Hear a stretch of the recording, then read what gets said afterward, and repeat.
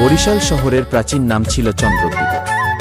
কীর্তনখোলা নদীর তীরে এ শহরটি অবস্থিত। এক সময় এখানে সনাতন ধর্মাবলম্বী মানুষের সংখ্যা বেশি ছিল। এ শহরে আছে বহু সংখ্যক মন্দির, যার মধ্যে শঙ্কর মঠ, রামকৃষ্ণ মিশন, ইস্কন মন্দির উল্লেখযোগ্য। আজ শ্রী পঞ্চমীর দিনে সকালে ঘুম থেকে উঠে ছেলের সঙ্গে আমি মন্দির পোলা পরিদর্শন করলাম এবং অঞ্জলি দিলাম।